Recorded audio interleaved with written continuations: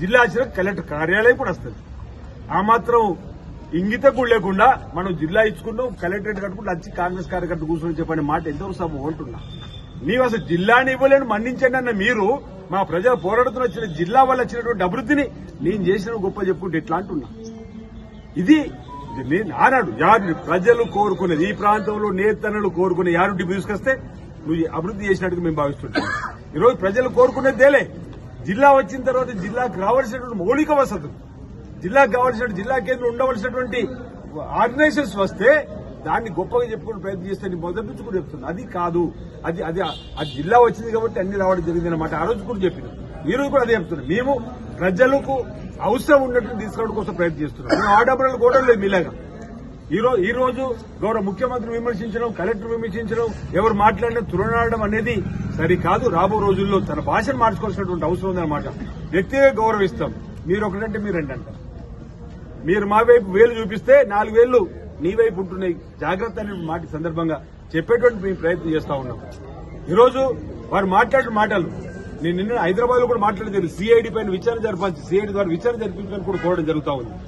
రాబో రోజుల్లో మీరే తెలుస్తారు 9.5 సంవత్సరాల పరిపాలనలో ఏమేమి చేశారు. పేదలకు ఉపయోగపడే భూములు ఎవరి చేతులకు పోయినాయి. ఓవైపు మట్టి, ఓవైపు ఇసుక, ఓవైపు భూములు. అరే ఈ విధంగా ఓవైపు వైరస్లకు సంబంధించి కూడా ఇబ్బందికరమైన వింటా ఉన్నాం. ఈ విధంగా అవినీతి అక్రమ పాలన తెరదేపినటువంటి మీరు ఈరోజు ఈ ప్రభుత్వం ప్రజల పాలన అందిస్తుంది, ప్రజలకు ఉపయోగపడే పనులు అందిస్తుంది. సరే ఇక్కడికి వచ్చి నీ కార్యకర్తను కాపాడుకోవడానికి కూడా కూర్చొని మాట్లాడు మాకు అభ్యంతరం. కానీ కార్యకర్తను కాపాడుకోవడం కోసం మా ప్రభుత్వాన్ని తిడితే మాత్రం ఇక్కడ చూస్తూ ఎవరు ఊరుకోమని చెప్తున్నారు. మేము కూడా ప్రజల నుండి వచ్చిన వాళ్ళం, ప్రజల కష్టాల సుఖాల నుంచి వచ్చిన వాళ్ళం. ఎవరెవరో పిచ్చి పిచ్చి కూతలు కూస్తుంటే దానికి మీ అందరూ కూడా స్పందించవలసినటువంటి సందర్భం వచ్చినప్పుడు అవకాశం ఉంది కాబట్టి చెప్పేటువంటి కార్యక్రమం సందర్భంగా చెప్తున్నాం. మేము ఎవరు వ్యక్తులకు వ్యతిరేకం కాదు, ఇక్కడ ఉన్నటువంటి మా నాయకత్వంతో కూడా ఈ రోజు వ్యవస్థను సమూల మార్పులు చేయని చెప్పిన ఆలోచనతోటి జరిగిన పొరపాటు సరిదిద్దే కార్యక్రమం చేస్తే తప్పాన్ని అడుగుతున్నాం. దళితులు, గిరిజనులు చెందవలసిన భూములు ఉన్నత వర్గాలకు చెందితే, భూమి ఉన్నోడు తిరిగి చెందితే దాన్ని సరిదిద్దడం తప్పాన్ని అడుగుతున్నాం. అందుకే సిఐడి విచారణ కోరిన. అందుకే నేను అడిగిన ఐఏఎస్ సంఘాన్ని కూడా, ఐపీఎస్ సంఘాన్ని కూడా స్పందించాలని. నిన్న రోజు ఐఏఎస్ సంఘం, ఐపీఎస్ సంఘం కూడా స్పందించింది. దానికి కేటీఆర్ ఇప్పటివరకు సమాధానం చెప్తలేడు.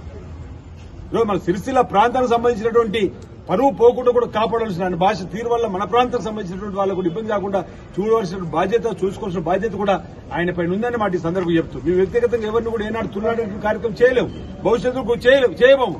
కానీ వాడు వీడంటే మేము కూడా వాడివలసిన పరిస్థితి రాబో రోజులు వచ్చేటువంటి కార్యక్రమం ఉందో అంటున్నాం. ఇప్పుడు ఏమంటాడు, ఇక్కడ మా బీఆర్ఎస్ పార్టీ వెంట్రిక కూడా